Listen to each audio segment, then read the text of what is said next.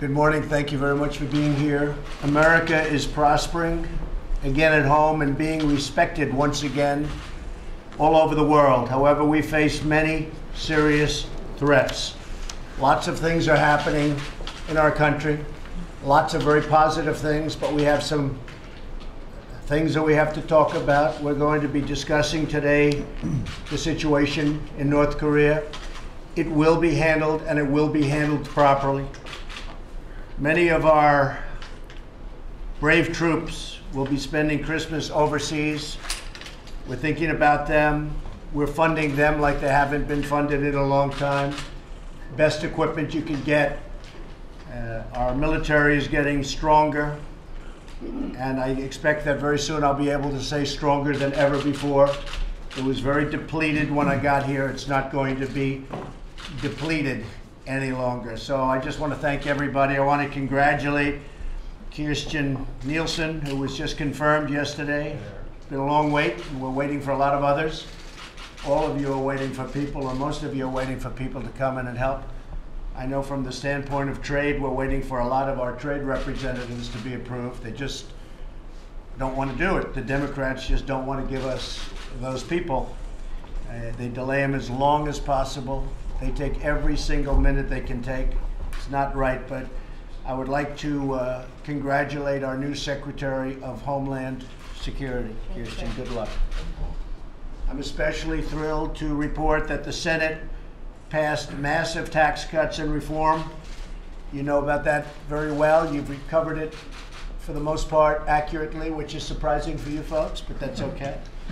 We're on the verge of a historic victory that cuts taxes for the middle class, for businesses, brings back probably in excess of $4 trillion. As you know, we've been saying $2.5 trillion for years. Well, that number's greatly expanded, and we'll be bringing back in excess of $4 trillion. It'll be put to work in our country. There'll be a lot of jobs being brought back with that money. Right now, that money is being spent overseas. It's not going to be spent overseas anymore. The House and Senate are now negotiating the final bill, and I cannot wait to sign these giant tax cuts and reforms. I mentioned tax cuts, but it's also reforms.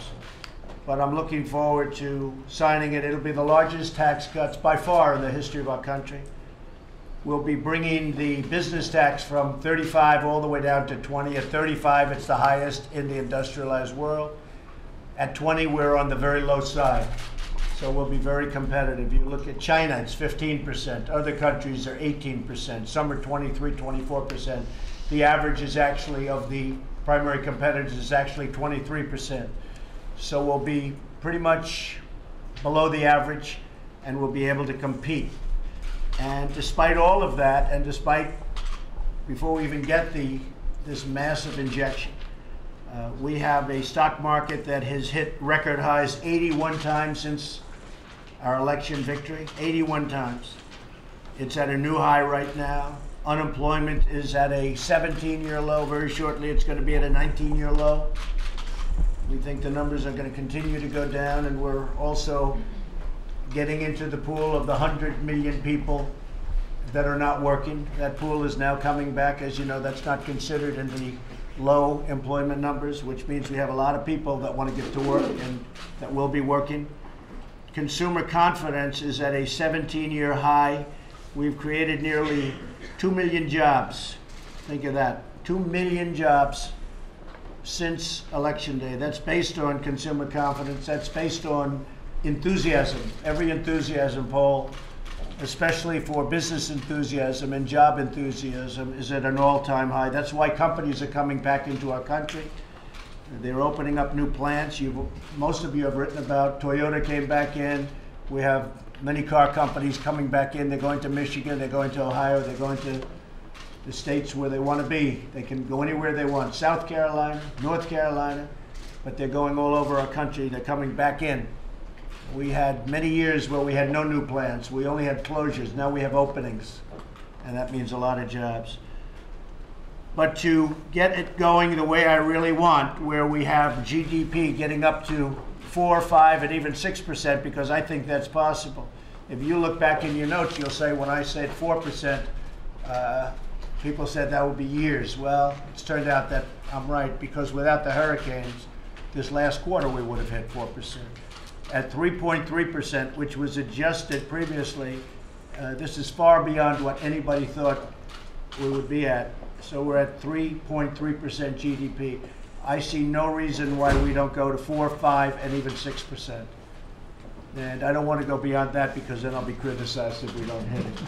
But every time we go up 1 point, just so you understand, 1 point means $2.5 trillion, means 10 million jobs. So 1 point in GDP is an incredible statement. $2.5 trillion for each point, 10 million jobs for each point. And I think we're going to be going up a lot of points. So in order to really keep it going the way I want and the way we all want around this table, we have to get past our taxes. I call it the mixer. It's in conference right now, but I call it the mixer. I think when it comes out, it's going to be a beautiful mix. There are things that I like better in the Senate bill. There are things that I like better in the House bill. I think when they come out, we'll have some new additions, and we'll have the best of each. I think we're going to have a fantastic tax bill. There are very, very few people that aren't benefiting by it, but there's that tiny little sliver, and we're going to try and take care of even that very small group of people that just through circumstances maybe don't get the full benefit of what we're doing. But the middle class gets a tremendous benefit, and business, which is jobs, gets a tremendous benefit. We'll be giving the Cabinet today an update on national security and strategy. We'll also receive briefings on the latest developments in the tax cut negotiations, and Administrator McMahon, who's done a fantastic job at Small Business Administration. Where's Linda? Linda does a really fantastic job, is helping small businesses in record numbers, and they've needed help really because of the hurricanes. The hurricanes were devastating. As I said, GDP, if we didn't have the hurricanes, we would have hit just about 4 this last, but we had, as you probably know, and probably everybody remembers, we had 5 really bad ones. And we have a lot of businesses that have been severely hurt, and Linda McMahon's done an incredible job in helping those businesses out through the small business. So thank you very much, Linda. So we're in a great period in this country because jobs are coming back, unemployment is low, business has never been stronger, but we have a military that we have to build. I want to thank General Mattis for doing such a great job with respect to ISIS.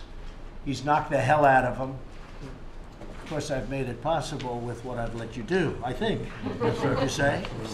But he has done a fantastic job. He and the military have done a fantastic job with ISIS. They're essentially knocked out of Syria, knocked out of Iraq.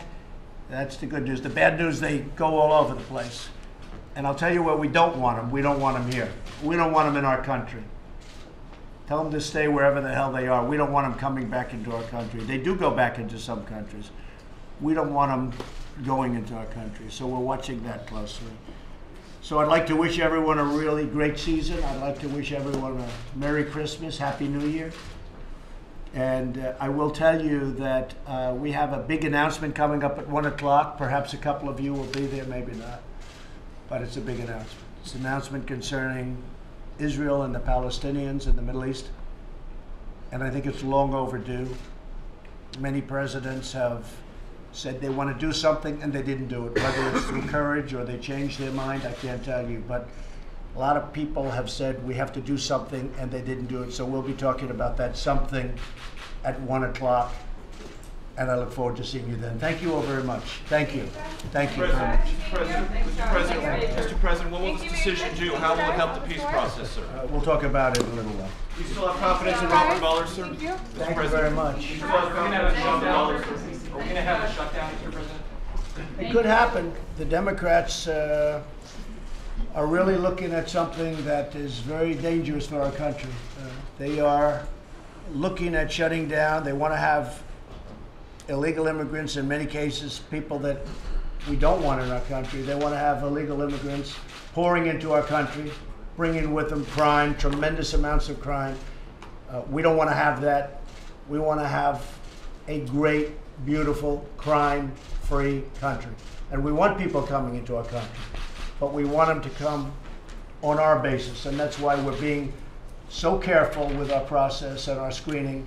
And as you know, we had a tremendous victory the other day in the Supreme Court with the ban. Got quite a bit of attention, probably not as much of attention as it deserved, but we had tremendous, that was a tremendous victory for this country. Not a victory for me, it was a victory for our country. So the Democrats maybe will want to shut down the country because they want people flowing into our country.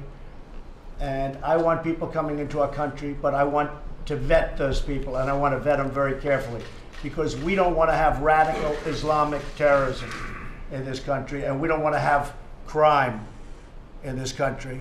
You look at what just happened in San Francisco. That was a disgrace.